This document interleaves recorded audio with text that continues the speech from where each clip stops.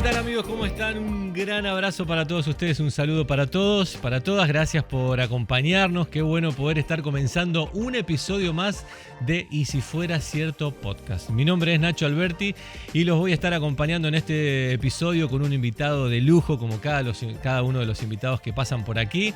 Ya se los voy a presentar, pero antes no quiero olvidarme de decirles que se suscriban a nuestro canal oficial de YouTube de Nuevo Tiempo Uruguay, que dejen su like, que dejen su comentario también. Allí en el chat en vivo pueden ir escribiendo, contándonos de dónde nos están viendo también. Y bueno, a disfrutar de este episodio que se viene con historias, unas historias que sucedieron en varias partes del mundo, así que no se lo van a querer perder.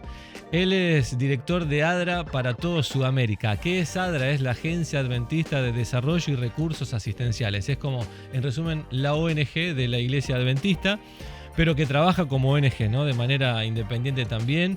Y bueno, él ya nos va a explicar un poco más de qué se trata la organización, pero también nos va a contar de un montón de historias donde Dios lo ha llevado para poder bendecir a otras personas, para ser bendecido también, para aprender, para crecer, para depender de Dios también. Ya nos va a contar algunas historias sobre eso. Vamos a intentar compartirles algunas fotos también para que ustedes puedan ver un poco más del contexto. Dicho esto, le doy la bienvenida a Paulo López. ¿Cómo estás, Paulo? Bienvenido. Muy buenos días, estoy bien, gracias por la invitación. Es un placer poder participar por segunda vez del podcast. Es verdad, por segunda vez. Ya te tuvimos con Michael. Con Michael, Kruger, nuestro presidente mundial de ADRA. Ahí va. Estuvimos, pero fue más, creo que habló más él que vos, y como ahora que estabas por acá dijimos, ¿cómo no lo vamos a tener también a Paulo para que cuente de sus historias un poco? Así que muchas gracias. Bueno, arranquemos por el principio, como se dice. ¿Cómo fue que empezaste a trabajar? No sé si empezaste a trabajar en ADRA, si fue un llamado de la iglesia para trabajar en algún lugar. ¿Cómo fue? Contanos. Sí. Desde ahí, más o menos. ¿Y cuántos años tenías, sobre todo? Porque eso es importante. Bueno, es interesante. Bueno, de mi trabajo específicamente, puede parecer curioso, porque yo empecé como contador. Yo estudiaba teología. Vamos un poco más atrás. Yo quería ser pastor. Antes de ser pastor, yo quería ser un sacerdote de la Iglesia Católica. Entonces hay toda una historia, pero no es el tema ahora. Y cuando me convertí en mi adolescencia a la Iglesia Adventista, yo en mi corazón quería ser pastor. Ajá. Y cuando estaba en el seminario, es como que me convencieron, dijeron, mira, tú tienes talento para la contabilidad, para la parte financiera. Para los números. Para los números, porque yo en la secundaria, en estos tiempos, se estudiaba las materias exactas, o entonces estudiaba más para ser profesor o contabilidad. Y la verdad que me encantó los números también, y yo estudié, fui bastante bien en la secundaria. Entonces, como decir, no, tú tienes talento. Y para servir a Dios, para servir a la iglesia, no necesitas necesariamente ser un pastor. Entonces yo empecé en la iglesia trabajando en la parte de contabilidad. Ajá. Hasta que un día me llegó la invitación para trabajar con ADRA. También en la parte financiera, pero era para mí un mundo nuevo, desconocido, y bueno, fue así que me metí con ADRA. Pero, o sea, sos brasilero. Yo soy brasilero. ¿De qué parte de Brasil? Yo nací en Minas Gerais, Ajá. Estudié en São Paulo y hoy vivo en Brasilia, donde está la sede de la División Sudamericana. ¿Y estabas en dónde cuando llegó esta invitación para trabajar como financiero de ADRA, digamos? Sí, yo estaba trabajando en la Unión Central Brasileña en São Paulo como contador jefe de la Unión. Y bueno, hay una historia porque para explicar un poco mejor para que entiendan, cuando yo me convertí, fui al internado adventista en São Paulo, me encantaban las historias de misioneros está bueno. Que llegaban para visitar el colegio, semanas de oración especiales, y también leí mucho de historias de misioneros. Entonces, en mi corazón tenía 17 años. Yo oré una vez al Señor, dije, Señor, yo quiero ser misionero. Pero no en Brasil. Yo quiero tener una experiencia como estos misioneros. Como las historias que estabas escuchando. Las historias que escuchaba. Me gustaría ir a otras tierras, a otras culturas y poder servirte allí en estos lugares. Tenía 17 años. Claro. Entonces, 10 años después, y aquí hago un comentario importante, ¿no? Hay que cuidarse con que uno habla a Dios, ¿no? Claro. Los compromisos que uno hace, porque se pasaron 10 años y yo me olvidé completamente de esta oración que había hecho, este compromiso, el deseo que demostré el Señor. Pero 10 años después, yo trabajé con un misionero americano, norteamericano, en Brasil, en la Unión. Él era el líder del Conquistador, el pastor Robert Holbrook. Y él estaba volviendo a Estados Unidos con su familia. Y me invitó para una pizza. Y mira, es interesante cómo el Señor trabaja. Porque en todo esto yo veo las manos del Señor. Me invitó a una pizza en un shopping ahí en la ciudad de Limeira, en São Paulo, con mi esposa, él y su esposa. En esta cena, yo le dije, mira, ¿sabes qué? Yo ahí me recordé, cuando yo era adolescente, tuve este deseo de ser misionero. Y hoy todavía lo tengo. Uh-huh. Y bueno, salió así, espontáneo. Y él volvió a Estados Unidos y después de un tiempo me escribe una carta. Wow. En estos tiempos no había el correo electrónico, no había email, era una carta. No sé si la gente sabe lo que es una carta. Nacho, no hay que explicarle, no, pero es una carta. Claro. ¿No? Carta escrita a mano. Escrita a mano. Correo postal. Postal, sí. Bueno, yo hablo porque especialmente cuando hablo joven, mira, ustedes saben lo que es una carta. Y bueno, uno me mira, bueno, ¿qué es una carta? Pero bueno, entonces me llega y decía la carta así, mira, yo necesito, Pablo, necesitamos de alguien para nos ayudar en Angola con ADRA, porque él se fue a trabajar con ADRA Internacional, en la oficina internacional en Washington. Y tenemos acá una lista con 6 nombres. Y tu nombre es el primero, así que bueno, si tú no quieres, vamos a pasar el segundo nombre así. Y entonces, cuando yo recibo la carta, mi esposa, nuestro hijo estaba por nacer, el primer hijo. Wow. Y bueno, yo dije, uy, ¿cómo voy a hacer con esto ahora? Y tenía mi carrera con la iglesia en la parte financiera, estaba muy bien encaminada, ¿no? Ajá. Tenía así algunas perspectivas de futuro en Brasil, claro, con la iglesia. Eras re joven. Claro, yo tenía 27 años. Claro. Entonces, en esta empecé a hablar con la gente, con las personas, consultar con pastores, amigos, con la familia. Algunos dijeron, no, loco, no vas, porque en África, mira, vas a tener un bebé, y cómo llevarle a él a África. Bueno, yo empecé esta lucha personal. Claro. Yo no sabía qué hacer, Nacho. Y bueno, en todo esto, voy, no voy, el Señor me puso en el corazón un texto, que lo tengo acá, y quiero compartir porque a veces me pregunto, pero ¿cómo es esto? No es que yo abrí la Biblia, puso ahí mi dedo y, bueno, este es el mensaje del Señor. No, claro. no sé explicar, pero el Señor me impresionó con este pasaje muy conocido de Josué, el capítulo 1, el versículo 9. Dice, ya te lo he ordenado, sé fuerte y valiente, no tengas miedo, ni te desanimes. Y después la hermosa promesa, porque el Señor tu Dios te acompañará donde quiera que vayas. Amén. Yo Muy cuando bueno. leí esto es como que el Señor me está diciendo, Pablo, mira, este llamado, tú oraste, ¿recuerda? Hace 10 años Hace atrás. 10 años, ahora te estoy a llamar. Y esta es la promesa, no tengas miedo, porque yo voy a estar. Y con esto, ¿sabe cómo uno siente una paz? No, yo estoy seguro que este llamado, el Señor está por detrás. Y así empezó, y yo fui a trabajar en Angola. Esto fue el año 1992, hace 32 años. ¿Cómo fue? Me interesa saber cómo fue la decisión con tu esposa, que estaba por nacer el bebé y todo. ¿Cómo fue esa decisión de decir, bueno, nos vamos? ¿Nació en Brasil? ¿Nació en África? Él nació en Brasil. Y bueno, sí, mi esposa ¿sabe? Estas personas que están están disponibles siempre. O sea, para ella no fue difícil. En realidad dijo, no, si es un llamado del Señor, vamos, el Señor nos va a cuidar. Wow. Pero yo fui solo. Primero fuiste solo. Sí, yo fui y esperé por ella. 6 meses después vino con nuestro hijo Lucas, tenía 6 meses. Wow. Él nació en el mes de septiembre del año 1992. En el mes de octubre yo me fui a África. Wow, y bueno, no, la idea no era que ellos iban a venir 6 meses después. Yo fui como para preparar el terreno, el camino, ver las cuestiones de casa y todo esto para que ellos vinieran. Pero lo que pasa es que cuando yo llego a Angola, 2 semanas después explota la guerra civil. No. Y bueno, 2 semanas después de que 2 llegaste. semanas después que yo llegué. Solo.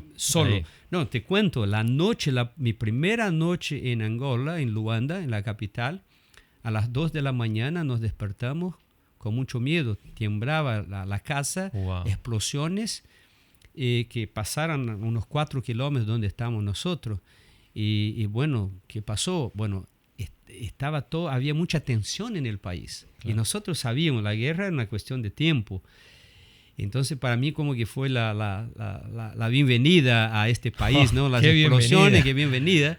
Y después yo me fui a Mozambique, del otro lado, para una capacitación de ADRA. Como eras nuevo en ADRA, claro, me invitaron para una capacitación y yo fui. Cuando llegué ahí, en el medio de esta capacitación explota la guerra un sábado a la tarde. 6.000 muertos en la ciudad de Luanda en horas. ¿Donde habías estado horas antes vos? Sí, donde yo había estado. No, tremendo. Entonces yo entendí por qué de repente el Señor como que dijo, no, mejor que la esposa no esté, porque si estuviera iba a estar con mi hijo y en una situación así. Claro. Es como el Señor no es el Todavía momento. No.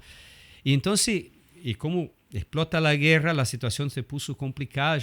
Si uno mira el pasaporte de mi esposa, el que tenía en esta época, sacó 3 visas para Angola, porque la primera le venció el plazo de usarla. Ajá. Y yo le dije, no venga, la cosa no está buena. Sacó una segunda visa, se cumplió el tiempo, yo le dije, no venga. Finalmente la tercera visa, se pasaron 6 meses, tuvimos que tomar una decisión. O ella viene o yo tengo que regresar a Brasil, así no. Y decidimos que ella iba a venir y llegó a Luanda 6 meses después. Con un bebé de 6 meses. Con un bebé.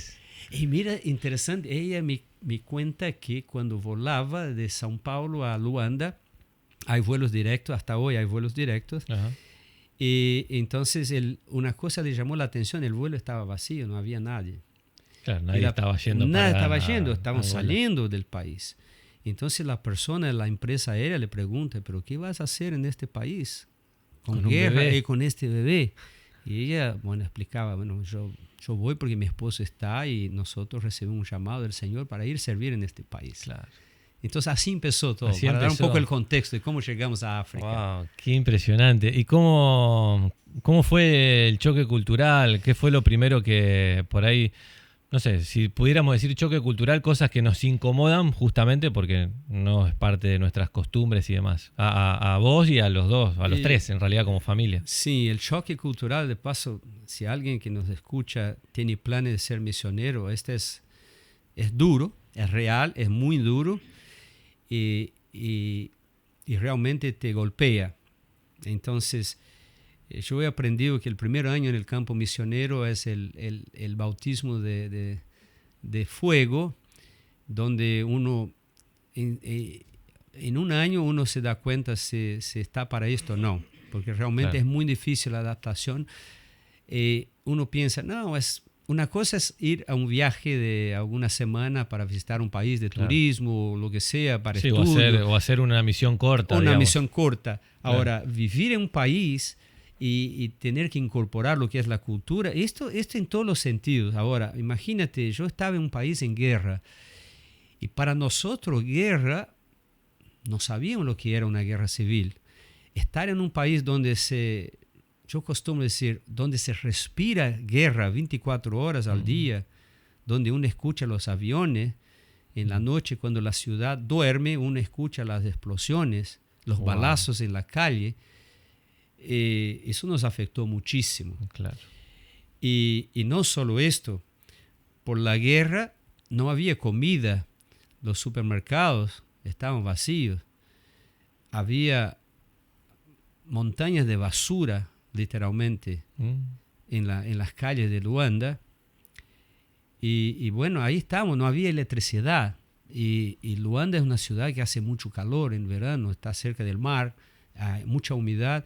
Y nosotros vivíamos en una casa que estaba hecha para aire acondicionado, sinceramente. Claro. Pero no había. Nosotros teníamos las velas para para alumbrar la casa. No había electricidad, no había agua potable. Al punto que yo tenía que salir y no había agua para bañarse, para nada. Yo tenía que salir 20 kilómetros de la capital a un río y comprar agua en estos camiones cisternas, llenar 4.000 litros. Teníamos en el garaje de la casa un tanque subterráneo, pero el agua que venía era agua de río, era agua para bañarse. No para tomar. No para tomar, no. Entonces no había ducha, nada. Era así, no había electricidad. No, tremendo. No había agua. ¿Cómo uno se acostumbra a esas condiciones? Porque vos decís, bueno, en Angola hablan portugués. Hablan portugués. Era lo único que había en común. En común, más o pero menos. Es un portugués que no es también el portugués brasilero, es un portugués de Portugal y que ellos mezclan mucho con sus dialectos locales. Hay muchos dialectos en África. Esa es una buena pregunta. Yo, la verdad, no sé cómo contestar así, cómo uno se acostumbra. Para mí siempre es como que... Bueno, hay un detalle más que para complicar la cosa, para que entiendan bien. Yo no tenía ninguna experiencia de lo que es vivir en un país así, mucho menos en guerra y mucho menos del trabajo humanitario de ADRA. Y yo fui para trabajar con el pastor Ronald Kuhn, un misionero muy experiente que ya había estado en Sudán, había estado en Mozambique por muchos años, muy experiente. Pero cuando pasa la guerra y nosotros tuvimos que ser evacuados para Brasil, de Mozambique, no podemos volver a Angola, perdón. Fuimos a Brasil y después cuando se abrió otra vez el aeropuerto de Luanda, volvemos. Y un día él se acerca y me dijo, Paulo, yo me voy. Yo como, ¿cómo te vas? No, yo me voy a Somalia y tú te quedas como... ¿Este pastor? Sí, tú te quedas como director. Yo fui para ser el financiero, él era el director. No, ahora tú te quedas como director de ADRA aquí en Angola. Yo le dije, pero bueno, yo no tengo experiencia. Y estamos en guerra y hay mucha necesidad. Dijo, bueno, el Señor te ha llamado, así que... Y él se fue. Wow, y yo me quedé ahí sin experiencia, sin recursos financieros de persona. Y bueno, yo recuerdo que con mi esposa nosotros oramos, dije, Señor, si nos has enviado a este lugar es porque hay un propósito, que el Señor nos va a cuidar. Y yo voy a depender del Señor completamente. El Señor me va a decir, me va a enseñar qué debo hacer. Y sabe, Nacho, fue impresionante. Es como que el Señor hasta las palabras te pone en la boca para lo que tiene que decir. Y esto literalmente. Y entonces para mí, bueno, fue duro, fue difícil, pero bueno, es como yo estaba determinado, bueno, si el Señor me envió, acá hay un propósito y trabajar. Y así fue. Wow. Yo recuerdo cuando estaba en la zona controlada por los guerrilleros. Hay toda una historia por detrás. No tenemos tiempo de hablar de esto, pero una historia por detrás que, mira cómo Dios trabaja. Voy a contar un poquito esta historia, porque es interesante. Cómo el Señor te usa, ¿no? Yo conocí, dentro de Naciones Unidas, conocí un muchacho que fue voluntario en Brasil, en Río. Y entonces... El hecho de él haber sido voluntario en Brasil, tuvimos una conexión. Yo, brasilero, nos conocemos en reuniones de Naciones Unidas y él tenía una función importante dentro de Naciones Unidas, ahí, de la misión de Naciones Unidas.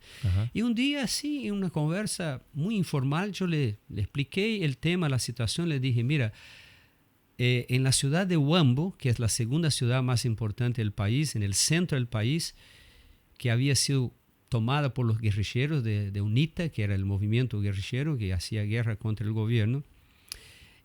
Ahí están nuestros líderes. Ahí estaba la sede de la Unión Angolana. Entonces los 3 líderes estaban ahí. Ahí estaba el seminario de teología, estaban todos los estudiantes, los profes. De la iglesia adventista. De la iglesia adventista. Estaban presos ahí, no podían salir. Entonces, y nadie llegaba a este lugar. Fue terrible. Entonces yo le dije en esta conversa, dije, mira, cuando ustedes tengan la oportunidad de ir, se abre el espacio para que Naciones Unidas pueda llegar a este lugar. Considérame a mí, es muy importante. Yo gustaría de estar en esta misión. Wow. Y bueno, de esta conversa se pasaron unos 10 meses. Y un día a las 10 de la noche yo estaba para acostarme y nosotros nos comunicábamos por las radios de Naciones Unidas, por el canal de ellos. Y él me llama. Y me sorprendió a las 10 de la noche, ¿qué pasa? Él me llama y me dijo, mira, Paulo, recuerda que me pediste esto. Bueno, mañana va a ser el primer vuelo de Naciones Unidas a este lugar y tú estás en el vuelo. Wow. Así que me dio algunas instrucciones y mañana tiene que estar en el aeropuerto a 9 de la mañana y vamos a salir. Y cuando yo llegué a este lugar, me reciben y bueno, hay toda una historia, es impresionante. Me hicieron una entrevista, un periodista de la radio de los guerrilleros.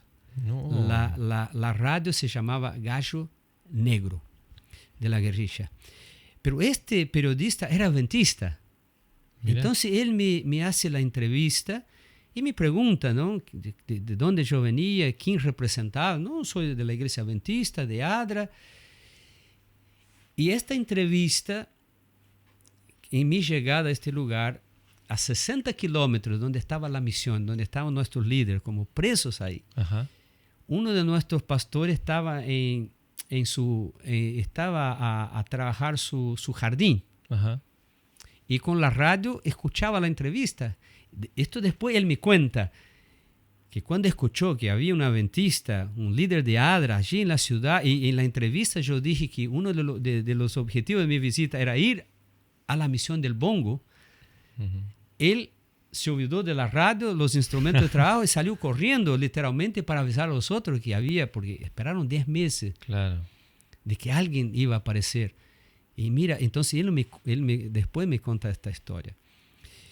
Y entonces cuando nos tocó tener la reunión con los guerrilleros, una mesa grande, estaba una mujer, su nombre Judith Bandúa, era la mujer del segundo comandante más importante de la UNITA de los guerrilleros. Y ella estaba ahí para hacer la vinculación con las agencias humanitarias. Entonces ella me pregunta, me llamaba doctor Paulo, y yo le llamaba doctora Judith. Me dijo, ¿en qué podemos ayudar? Entonces yo le dije, entre otras cosas, le expliqué que nosotros venimos como para ayudar a la gente. Y dos cosas pasaron mientras yo estaba ahí. Entonces yo le dije, mira, yo vine con algo muy específico que necesito hacer. Yo no puedo volver a Luanda, a la capital, sin hacer esto.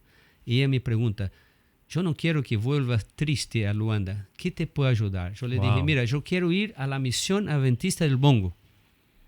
Ella me mira así, con los ojos bien abiertos. No, pero ahí no puedes ir. ¿Pero cómo no? No, este es un frente de guerra. Ahí están bombardeando ahí esta zona. No. Pero yo le dije, doctora Judith, por favor, me ayuda. Yo no puedo regresar a la capital sin que yo esté ahí. Me dijo, bueno, no te voy a prometer, pero voy a hacer contacto con los líderes, los comandantes que están ahí para ver si nos autorizan tu viaje.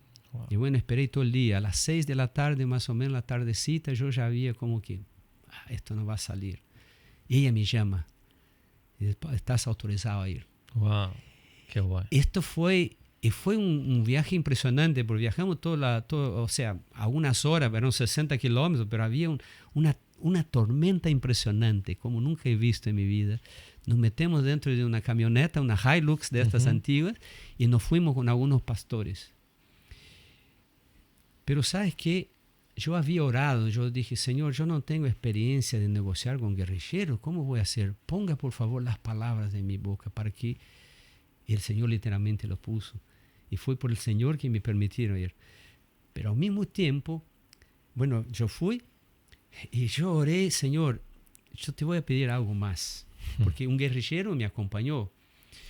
Y nosotros llegamos tarde, como 11 de la noche, ahí en la misión adventista. Y este guerrillero, yo oré al Señor, yo dije, Señor, yo necesito conversar con nuestros líderes, pero no quiero que él esté. Y es impresionante, Nacho, cuando llegamos ahí, saludamos a nuestros líderes, estaban ahí, me esperaban. Este muchacho que debería estar todo el tiempo ahí a mi lado, porque era un informante. Claro, estaba cuidando y también, sí, entre comillas, es como un guardaespaldas, pero estaba para otra cosa también. Él, como nosotros saludamos, y él como que dijo, mira, tengo mucho sueño, yo me voy a dormir, así que... Y se fue y se escuchaba los ronquidos del tipo. Entonces, abiertamente conversamos por horas. Y no termina ahí. Después de este viaje, Naciones Unidas, el Programa Mundial de Alimentación, me llama a mi oficina y dice, mira, queremos firmar un acuerdo con ADRA para que ustedes distribuyan alimentos en la ciudad del Huambo para 10.000 personas. No. Firmamos un acuerdo y durante un año nos llegaban 7 aviones de comida por semana a ADRA en esta ciudad, resultado de esta primera visita que hicimos. Uh-huh. Y el vínculo que habían hecho con el vínculo que había hecho y no para ahí. Yo hice un otro viaje y me sentó al lado de la avioneta que viajamos. Ahí solo volaba porque estaba todo minado el país. Estas minas de tierra. Sí, de tierra. Que si pisas ya estás muerto. Entonces volábamos y usábamos avionetas de Naciones Unidas. Y nosotros fuimos a visitar, yo estaba con el director de Save the Children, que es una organización como ADRA humanitaria, estaba una persona de UNICEF, estaba otra de CARI Internacional. Y cuando yo regresaba, yo prometí a los guerrilleros que iba a llevar ayuda humanitaria. Pero yo no tenía nada. El depósito que tenía ADRA en la capital nos robaron todo. Invadieron, robaron todo, no tenía nada. Pero yo no podía, en esta visita, no decir nada. Yo dije a la gente, a los guerrilleros, no, nosotros como ADRA vamos a traer ayuda. Y yo no tenía nada. Yo estaba preocupado cuando subí al avión para regresar a la capital. Yo dije, Señor, yo no tengo nada, me ayuda. Y justo a mi lado estaba el director de Save the Children y él me pregunta, Pablo, yo escuché en la reunión que tú dijiste que va a traer ayuda. Bueno, para coordinar bien, ¿qué ayuda vas a traer? Y yo le dije, mira, te voy a confesar, yo no tengo nada para traer, absolutamente nada. Entonces él me dijo, mira, mañana pasa en mi oficina en Luanda para conversar. Y yo fui el día siguiente. Y conversamos y él dijo, mira, tenía una puerta y había un depósito grande atrás. Él dijo, mira, vamos al depósito. Y él tenía un depósito impresionante. Había un montón de cosas, medicamentos, materiales de higiene, había ropa, había frazada, había de todo. Y él dijo, Pablo, yo entiendo que usted no tiene nada. Elija todo lo que quiera del depósito. Wow. y puede llevar. Impresionante. Y la otra semana yo regresé a Huambo con un avión lleno. Y él me donó muchos kits de medicamentos. Entonces nosotros teníamos un pequeño puesto médico ahí de la iglesia en la ciudad. Entonces ahí contratamos un enfermero que estaba ahí en la ciudad y con este medicamento apoyamos a mucha gente. Wow. Bueno, esto es para dar una idea, ¿no? No, tremendo. Esto tremendo. fue Angola, esto es solo Angola. Solo Angola. No te quería interrumpir, pero te quería preguntar cómo es sentarse con un guerrillero. O sea, cómo es el ambiente, cuántas personas hay, cómo es hablarle. Vos nos decías recién, bueno, yo no tengo experiencia, Señor, le decías a Dios, pon las palabras de mí. ¿Cuáles son las palabras para poder hablar con un guerrillero y decirle, no sé, si lo que se pueda contar o lo que te acuerdes? No, básicamente estamos ahí, había otras organizaciones, lo que hace, te preguntan, ¿no? ¿Quién sos? ¿Para qué venís? Y claro. Bueno, entonces básicamente hay que explicar y hay que... y mira, algo interesante acá que yo no mencioné. Cuando yo llegué al aeropuerto de Huambo, llegué en el avión, me llegaron los de la guerrilla y me pidieron el pasaporte, pero ellos tenían control de todo, ¿no? Controlaba el equipaje, todo, claro, y el pasaporte. Claro. Y cuando yo le entrego mi pasaporte, él me mira a mí, ¿eres brasileño? Sí. Pero ustedes están apoyando el gobierno, que nos están a matar. Así me dijo. Así no tenía una cara buena. Es como que ser brasilero en esta zona no era muy bueno, era como una persona no grata. Uh-huh. Entonces empieza ahí. Entonces yo le expliqué, dijo, mira, sí, yo soy brasilero, pero yo no tengo nada que ver con si mi gobierno está apoyando este lado o el otro. Claro. Yo vengo con una misión humanitaria para ayudar a su gente. Claro, es una organización independiente de política, digamos. Nosotros no somos independientes, claro. no tiene nada que ver. Entonces yo estoy aquí con un único objetivo, que es... Entonces eso fue en el aeropuerto. Después cuando estaba en la mesa, yo agradecí a Dios que yo no fui el primero a hablar, ¿no? O sea, cuando me tocó a mí, entonces fue un poco del diálogo que yo te expliqué, sí, ¿no? Sí. Con Judith. Con Judith Bandúa y yo recuerdo que yo le dije también, te voy a pedir otra cosa más. Yo quiero sacar fotos de la ciudad, porque la ciudad estaba toda destruida. Sí, los aviones habían bombardeado, claro. En la casa de gobierno, es impresionante lo que viene a esta ciudad. Impresionante. Y las historias que escuché, que los perros comían los cadáveres en la calle porque durante ellos tuvieron la batalla de conquista de esta ciudad, fueron 55 días. Y el pastor presidente de la Unión me dijo, Paulo, 55 días los balazos no pararon. 24 horas, nosotros no podíamos salir y nosotros vimos por la ventana los perros a comer los cadáveres en la calle porque no había cómo ni sacar los cadáveres. Entonces, algo horrible, ¿no? Así. Tremendo. Entonces, bueno, yo quería sacar fotos. Ella me dijo, Paulo, esto no está permitido, pero si me vas a prometer algo, que no vas a mostrar estas fotos no vas a entregar estas fotos a los medios, ¿no? Yo le dije, no, esto es para uso personal. Y me autorizó. Entonces son estos detalles y son fotos que yo tengo y las utilizo muchas veces en presentaciones que hago para los jóvenes. Claro. Pero es así, es un ambiente de tensión, estar ahí con los guerrilleros, pero después como que el Señor te va poniendo las palabras. Y bueno, yo tuve muy buena recepción después de esta mala primera experiencia. Y después nos abrieron las puertas para trabajar con ellos. Y fue una gran bendición. Tremenda historia. La primera misión. Y aparte tenías 27 años. 27 años. ¿Cuánto? Si mira las fotos, yo estaba ahí con camiseta, con zapatilla, con tenis, ¿no? Sí. O sea, así me fue. Pantalón jeans, así me movía. ¿Cuánto tiempo estuvieron ahí con la familia? No, yo estuve en Angola, casi 2 años. Después nos fuimos a Mozambique, donde estuve, o sea, en África, entre los dos países, 9 años. 9 años y medio. Wow. Sí. ¿En Mozambique era una misión parecida, digamos, a la que Mozambique fue diferente. Ya cuando yo llegué a Mozambique, justo había terminado la guerra. El país estaba destruido, pero ya llegamos, fue mucho más fácil porque no había guerra. Empezaba un proceso de recuperación, había mejores condiciones. Siempre la misión es esa, digamos, ayudar a reconstruir la sociedad después de una guerra, en este caso, digo. Sí, bueno, hace varias cosas. Nosotros salimos de Angola, la guerra todavía quedó ahí, ¿no? Claro. O sea, la guerra es una guerra que había empezado en la década de 60. Wow.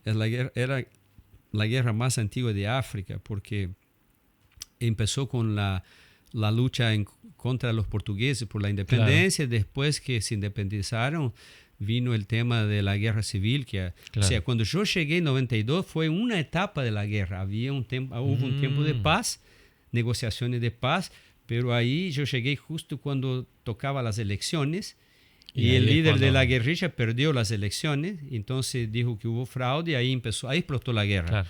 Y yo no conté algo interesante, horrible que pasó en el sábado. Del viernes para el sábado que pasó la guerra, mataron 2 de nuestros pastores. No. Ellos vivían en la parte baja de la ciudad de Luanda, les dispararon en las piernas y les dejaron ahí a sangrar toda la noche hasta que murieron. Y me contaron algo muy... Yo no estaba, ¿no? Porque yo estaba, como dije, yo estaba en Mozambique atendiendo una capacitación de ADRA, pero fue algo horrible porque les dejaron ahí a morir. Y dicen la gente que testimoniaron esto, que mientras ellos morían literalmente, ¿no? Perdían la sangre y cantaban himnos. Entonces fue horrible esto. La guerra... siempre es horrible la guerra, sí. Y bueno, entonces una guerra genera un montón de necesidades. Por eso estamos ahí con ADRA. Hay que dar comida a la gente, medicamentos, hay que... Hubo lugar para vivir todos los días. De todo. Ahora, una misión muy peligrosa también, ¿no? Porque tuvimos situaciones de peligro, sí, muchas veces en los viajes, donde... ¿Te acordás de una? Sí, yo recuerdo una, sí, estaba en la parte este estaba en la frontera con Congo, En Mozambique. No, esto en Angola. En Angola todavía. En Angola. Y llegué ahí y bueno, los guerrilleros cercaron la ciudad donde yo estaba. Y yo no podía salir más porque yo llegué de avión y no podía, el avión no podía llegar. Entonces, yo estuve ahí esperando, finalmente me llaman de Naciones Unidas, mira, escuchamos que viene un avión militar, está a bajar, y los aviones bajaban así, en espiral, ¿llamaste? Espiral, sí. En espiral, por las antiaéreas, ¿no? De los guerrilleros. Entonces bajaba el avión, entonces el tipo de Naciones Unidas me dijo, Pablo, prepárate porque te vamos a buscar para ver si te podemos, sacar de ahí en este avión. Y era un avión militar que venía para buscar rescatar los soldados de la línea de frente. Entonces, horrible, había gente, imagínate, de todo. Y bueno, llegamos en un Land Rover de estos, de los tipos, y así literalmente el avión llegó, casi que ni paraba. Estos que abren la parte de atrás. Ajá, sí. Y entonces ahí me empurraron literalmente para adentro. Solo los que estaban adentro, no, ese es un avión militar, no puede. Entonces, afuera. Y el avión empezó a moverse con esto. Y ahí otra vez los de Naciones Unidas Tremendo. Para adentro. Y ahí, bueno, ya no pudieron más porque ya estaba subiendo la parte de atrás. Y era un avión de estos rusos de carga. Y yo recuerdo que ellos tienen un piloto que maneja arriba y hay dos más. Son 3 pilotos para este avión. Son los cargueros rusos. Estos que tienen las alas así. Entonces él me dijo, mira, es mejor que no estés ahí atrás. Porque había mucha sangre, había mucha gente. Claro, muchos heridos. Muchos heridos. Y él me llevó para estar ahí en la cabina con ellos. Esta fue una de las situaciones donde la otra, yo estaba viajando con nuestro director de ADRA que nos visitaba desde Europa y fuimos en una misión humanitaria. Es interesante, en la guerra, cuando viene una misión humanitaria, Naciones Unidas hace una negociación con los dos lados del conflicto para decir, mira, en este día, durante estas horas va a estar ahí una misión humanitaria, entonces hay que cesar el conflicto, no, nada de bombardear, nada de esto. Y se ayuda a todos, digamos, de cualquier lado. Sí. Entonces nosotros estábamos en un avión de Naciones Unidas, una misión humanitaria, y éramos todos extranjeros. Éramos unos 9, y nosotros volamos para la ciudad de Huambo. Era un viaje de 40 minutos, 45 minutos. No está tan lejos. Pero cuando nuestro avión empieza a bajar, sin nos decir nada, el piloto como que vuelve atrás. Solo dijo, tuvimos un pequeño problema y tenemos que regresar a la capital. Y bueno, regresamos, bajamos el avión, no nos dijo nada. Y bueno, en la semana siguiente yo regresé ahí, ya no con los otros, yo fui. Y entonces yo pregunté, entonces los pastores dijeron, mira, nosotros estamos en el aeropuerto a espera de ustedes y nosotros vimos cuando el avión bajaba en espiral, pero justo cuando faltaba 15 minutos para que el avión tocara el suelo, vinieron los MiGs, los cazas soviéticos, para bombardear el aeropuerto. Y nosotros vimos que ustedes volvieron y nosotros no sabíamos. Ahora, ¿sabe lo que es impresionante en esta historia, Nacho? Es que yo volé muchas veces con Naciones Unidas. Yo recuerdo como si fuera hoy hasta la cara del tipo que coordinaba los vuelos humanitarios. Era un inglés.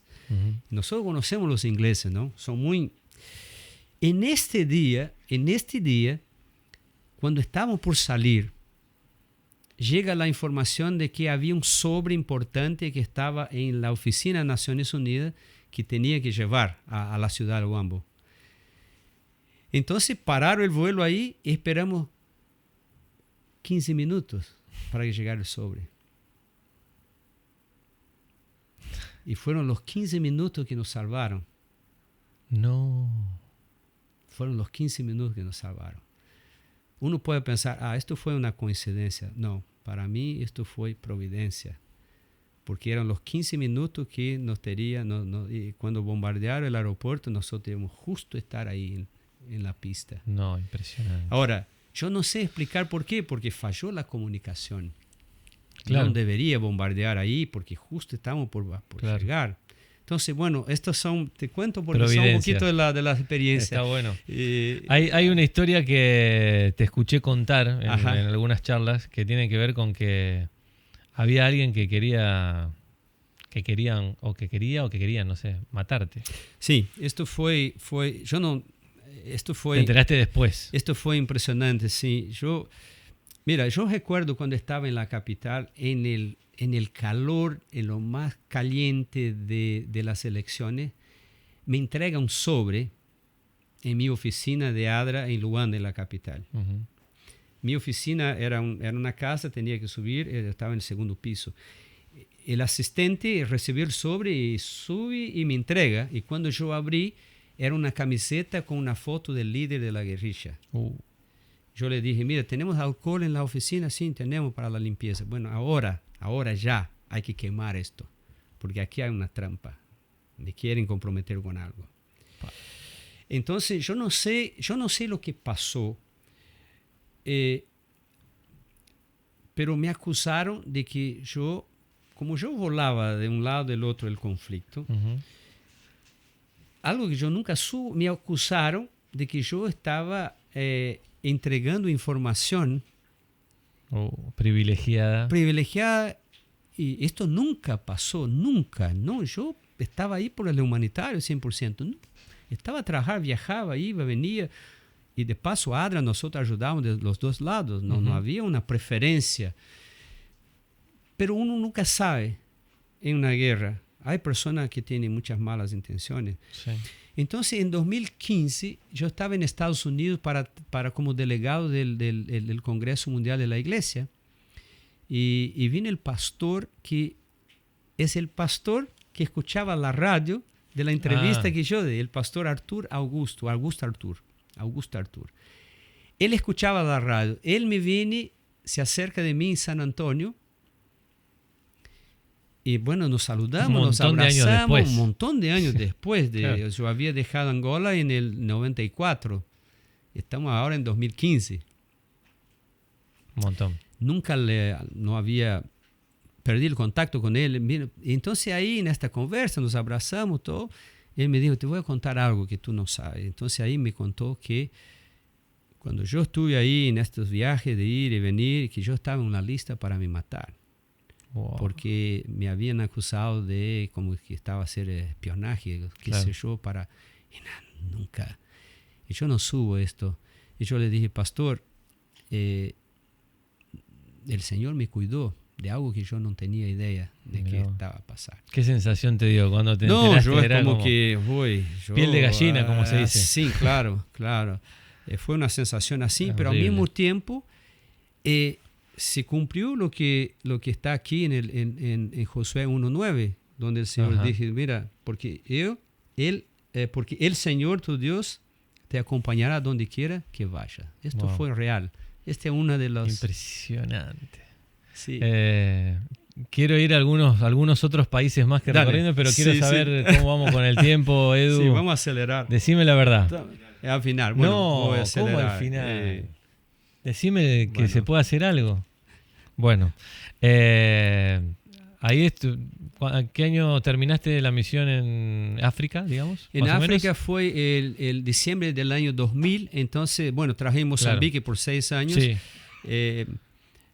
¿Cómo siguió el itinerario de viaje entonces, de misión? De Mozambique me llamaron para ir a Armenia, un pequeño país ahí al lado de Turquía, donde está el monte Ararat, que es de la Biblia. Pero fue una corta experiencia porque el proyecto de ADRA que yo vine para trabajar por cuestiones políticas de Estados Unidos con Armenia, se cortaron los fondos y yo tuve que irme. Entonces yo fui a Rusia.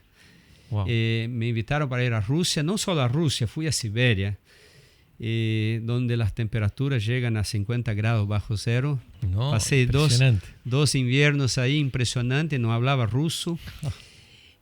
Fue toda una experiencia, fue impresionante. ¿Cómo es estar en un país que no hablas el idioma y que ni se asemeja Sí, bueno, son a O veces... sea, ¿quién son te ayuda? ¿Cómo se hace? A veces yo pienso lo que mi pasaje por Rusia como que fue una locura, literalmente.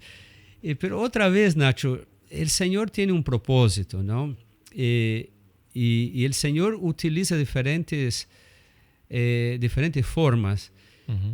Nuestros dos hijos, el segundo había nacido en África, en 3 meses ya hablaban ruso, entonces nos ayudaba un montón. Y bueno, yo tenía una traductora, pero llegar ahí en Rusia fue el país más difícil de trabajar, en todos los sentidos. El clima horrible, imagínate, Claro. 40 grados bajo cero en invierno, se congela hasta los pensamientos de uno, te cuento. Sí, sí. Y también un país difícil, un idioma donde difícil de aprender, pero bueno, después de un tiempo ya como que hablaba un poco el ruso, pero el clima muy hostil, la gente también, a veces por ahí, hay que entender, ¿no? Una gente muy sufrida, entonces a veces no son tan abiertos como somos nosotros en América Latina. Sí. Entonces esto fue un choque muy, muy fuerte, pero aguantamos 2 años valientes, sin tener miedo, como nos dijo el Señor a través del versículo. Y después entonces trabajé con un argentino, el pastor Billy Viage, era mi jefe. Mirá. Él era el tesorero de la división. Mirá vos. Y finalmente, después de 2 longos inviernos en Siberia, nos invitaron para ir a Zaoksky, donde está nuestra casa editora. Allí trabajamos 2 años más y cumplimos 4 años en Rusia. Y estamos listos para volver a Brasil. Ya los chicos, los muchachos ya estaban grandes, un poco grandes. Y nosotros decidimos, mira, no podemos quedar más tiempo en Rusia porque tenemos que volver a Brasil. Ya habíamos servido por 13 años en el campo misionero. Un poquito más de 13 años. Y bueno, informando a la familia, pedimos el retorno permanente. Billy Viage no quería que nosotros regresáramos, me ofreció un montón de opciones. Yo dije, Billy, no, tenemos que volver ya mucho tiempo, los chicos ya están un poco grandes. Y un día yo estaba en la ciudad de Moscú en una misión de trabajo, porque yo vivía a 100 kilómetros más o menos de Moscú, donde está Zaoksky, la Universidad Adventista, la casa editora. Y un otro argentino que trabajaba ahí, que era muy amigo, el pastor Heriberto Miller, ya fallecido. Él era el director de educación y de ADRA, de la división de Rusia. Él me llama, Pablo, ¿por dónde andas? Yo estoy acá en Moscú en una misión de trabajo. Bueno, antes de regresar a Zaoksky, pasá por mi oficina. Yo tengo una consulta, quiero conversar. Bueno, está bien. Terminé la misión que tenía de trabajo y pasé por la oficina de Heriberto y dije, mira, siéntate. Mira, me llamaron desde de India, de la India, y te quieren llevar, había pasado justo el tsunami de 2004 en Asia, y India había sido afectado también, y necesitan de un tesorero para ADRA en India. Yo le dije, pero Heriberto, la familia nos espera en Brasil, ya estamos por comprar los pasajes, ya se nos votaron el retorno permanente, pero bueno, él dijo. Entonces, con mi familia nosotros habíamos conversado ya anteriormente que la única forma de no regresar a Brasil es si nos abriera una oportunidad de trabajar en un país donde se habla inglés. Entonces, bueno, en la India se habla inglés. Bueno, tiene un montón de otros dialectos. Sí. Entonces yo le dije, Heriberto, me da unos minutos, voy a llamar a mi esposa. Entonces llamé a Zaoksky, a mi esposa, y le dije, mira, los chicos están, o sea, bueno, están sentados. Si no, bueno, mira, acá hay un llamado para ir a la India. Y bueno, tenemos que tomar una decisión rápida, no hay mucho tiempo, estoy con Heriberto y me dijo que hay que... Y bueno, ¿qué opinan ustedes? Y es como que a uno, los 3 dijeron, nos vamos. ¡Wow! Familia misionera, si las misionera. Así que yo dije, Heriberto, puede ser a lo de la India que estamos listos, nos vamos. Después nos arreglamos con la familia, ¿cómo explicarle? Impresionante. Claro, el resto que los estaba esperando en Brasil, después vemos. Sí, quedaron muy... Pero nos fuimos y ¿sabes qué? A veces me preguntan de toda esta jornada que... Bueno, cuando yo salí a África pensé que iba a ser 2 años. Después regresamos, tener una experiencia, regresamos a Brasil. Se pasaron los años, 3, 4, 5, 10, 15. finalmente fueron 18 años y los últimos 5 años que pasamos en la India, fueron 5 años en la India, fueron para mí lo más... Es como que... Ahí sí que otro choque cultural, sí, ¿o no? hoy sí, tremendo. Impresionante. Desde la comida, sí. el transporte público, no sé, un montón de cosas. Mira, India no es un otro país, Nacho. India es otro planeta. No. En serio, es otro planeta, Wow. literalmente. Sí. Pero me encantó trabajar ahí. Fue una tremenda experiencia y finalmente estuvimos hasta el 2010, cuando entonces la División Sudamericana nos llaman para regresar. Y bueno, esta es la jornada. Si tuviéramos tiempo, yo podría contar tantas historias, pero ¿sabes qué? Yo quiero, de repente, para finalizar, ¿no? Tú no tuviste tiempo de preguntar los requisitos, ¿verdad? Las habilidades. No, para ser estaba esperando el momento para, para hacerlo. Te dejo. Bueno, de repente ahí... En realidad iban dos últimas preguntas. Dale. Una es, ¿cómo es volver después de 18 años, dijiste? 18. Después de 18 años, ¿cómo es volver al lugar a donde naciste, donde está tu familia, tus amigos, tu lugar, los lugares que conoces? ¿Cómo es? ¿O qué impresión, qué sensaciones hubo? Y la última es esa, digamos, de los misioneros. Bueno, a ver... Qué bueno que preguntaste, qué bueno que preguntaste. Pues yo no tenía idea de lo difícil que iba a ser volver a mi país. Esto fue el peor de todos los choques que tuve. Mirá vos, no fue otro Rusia, choque cultural. No, esto fue impresionante. Y cuando uno estudia un poco lo que es el inglés, se llama el re-entry. Es la palabra en inglés. Es como que la ilustración que utiliza es de una cápsula espacial, esta que van y cuando regresan, pasan por, o sea, llegan muy golpeadas. Claro. Cuando entra la atmósfera y sí, todo esto. Este re-entry en inglés es muy duro.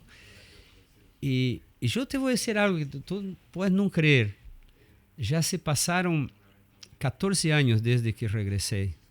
2010 fue, sí. Casi 14 años. Fue el mes de julio, así que... Hasta hoy yo creo que no estoy totalmente adaptado a mi país. No te puedo creer. Pero los primeros 2-3 años fueron muy, muy difíciles en todos los sentidos. Fue un choque tremendo adaptarse, porque uno estuvo por tanto tiempo, es como que yo soy un extranjero en mi país. Claro. Ya perdí hasta el acento del portugués, la gente no me entiende. Y mi hijo menor, Marcos, te voy a ilustrar, pobre Marcos, una vez me dijo, papá, me explica, ¿quién soy yo? Pero ¿cómo, hijo? No, papá, yo a veces no entiendo, porque mira, yo nací en Sudáfrica, tengo un pasaporte brasileño, yo fui alfabetizado en ruso, él habla fluido en ruso, yo estudié en Rusia, estudié en la India, bueno, no sé, o sea... Yo dije, mira, hijo, eres producto de algo maravilloso, las oportunidades que el Señor nos ha dado de estar en el campo misionero. Pero para ellos, para los chicos, mucho más difícil adaptarse de vuelta a Brasil. Bueno, ahora, a lo último. Sí, perdón, Edu, ¿qué me iba a decir? Decímelo. ¿A 5 minutos? Bueno. 5 y terminamos. 5 minutos y terminamos. No, ves para seguir horas, pero bueno. Bueno, podemos volver. Bueno, podemos volver. Dejamos abierto. Puedes para volver, pero por supuesto. Vamos con la última. Dale.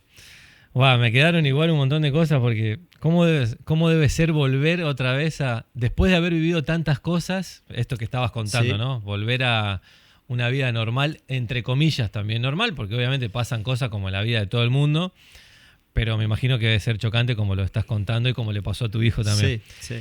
Pero bueno, vamos al final entonces para que la gente ahí se quede con ganas también, nosotros también, y para que cuando vuelvas sigamos charlando otro rato. ¿Vuelve en agosto? En agosto va a estar. Listo, agendado. No conté del Club de Conquistadores, ¿no? Pero bueno, esto queda para agosto. Está bueno. Para los que no saben qué es el Club de Conquistadores, en agosto van a tener otro episodio. Una historia. Ahí vamos a contar. Ya. Buenísimo. ¿Qué es ser misionero y qué se necesita tener, no sé, en la sangre, en el ADN, en la mente? Y entre otras cosas. Una pregunta que me dejó alguien que sabía que me iba a juntar con vos. ¿Se necesita saber inglés sí o sí? Bueno. Mirá qué pregunta. Antes de esta del inglés. Dale. En realidad lo que voy a decir puede parecer muy obvio, pero es lo que es. el Señor solo necesita una cosa. Solo una cosa. Y sin esto no es posible ser misionero, ser voluntario. Es la disponibilidad. La disponibilidad. Esta es la palabra clave. Ahora, yo voy a repetir lo que dije a los estudiantes de la UAP en el otro fin de semana cuando estuve ahí. Uh-huh. Hay una declaración muy interesante de Billy Graham, el gran evangelista Billy Graham. Él dijo que antes que el Señor dijera, vaya a todo el mundo, Él dijo, venid a mí. Esto quiere decir que el llamado para ser voluntario, ser misionero, empieza con la relación. Es un llamado a una relación con Dios. ¿Por qué te pongo esto? Y a los que nos escuchan. Porque literalmente en el campo misionero es depender de Dios. Claro. Es depender de Dios. Uh-huh. Entonces, yo voy a repetir una frase que me gusta repetir porque también es así y resume lo que fue mi experiencia. Por eso la palabra disponibilidad. Cuando uno está disponible para Dios, uno no tiene idea, Nacho, de lo que el Señor va a hacer en él uh-huh. o en ella uh-huh. y a través de uno. Uh-huh. Es impresionante. Yo soy un ejemplo vivo de esto. Entonces la disponibilidad es el primero. Obviamente hay otros elementos importantes, ¿no? Como yo dije, estar en el campo misionero es tener el espíritu de servicio. Uno va para servir. Y estar dispuesto a sacrificio. Sacrificio es otra palabra fuerte, importante. Es sacrificio, no es aventura. Claro, no es lo mismo. Y no es la ilusión de que vas como un superhéroe. No es así. Es muy duro. Hay muchas lágrimas por detrás de la... Yo recuerdo cuando llegamos a Siberia, mi esposa literalmente por 6 meses lloraba todos los días. Yo no sabía más qué hacer. Fue muy duro el golpe para ella. Entonces, el sacrificio, renuncia. Hay que renunciar a muchas cosas. Hay que renunciar a muchas cosas. Entonces, la persona tiene que estar ahí dispuestas a pagar el precio, porque hay que pagar un precio. Uh-huh. Entonces, son algunos elementos. Ahora, al último, esta pregunta. El del inglés, yo voy a decir que sí. Sí, el inglés. Yo cuando fui a África portuguesa. Claro. Y yo pensaba, yo no sabía nada de inglés. ¿No? Absolutamente nada. Pero cuando llegué en Angola, en estas reuniones en Naciones Unidas, porque yo representaba a ADRA en reuniones de Naciones Unidas, el idioma que se habla es el inglés. Y yo, Nacho, tenía una vergüenza porque necesitaba a alguien que me traduciera la reunión y era una vergüenza. Entonces ahí yo tomé la decisión. No, yo sí o sí tengo que aprender inglés. Claro. Y solo empecé a estudiar. Entonces sí, para la persona que pregunta, el inglés es fundamental. Y otra, puede ser que yo no me interesaría por el inglés. De repente mi misión iba a terminar en la África portuguesa. Claro. Pero con el inglés sí me abrieron un montón de puertas. Uh-huh. Y yo pude trabajar en Armenia, trabajar en Rusia. Uno va, Rusia habla ruso. No, pero el inglés es fundamental. También, es el idioma de la iglesia también. Y después irme a la India y otras misiones humanitarias que participé de corto plazo en Filipinas, en Irak, en Líbano. Todo por el inglés. Entonces sí, el inglés es fundamental. Fundamental. Sí. Y hoy you speak in English very good. Very well. Yes, I think so. I try my best. Hago mi mejor, así como en español, pero bueno. Muy bueno.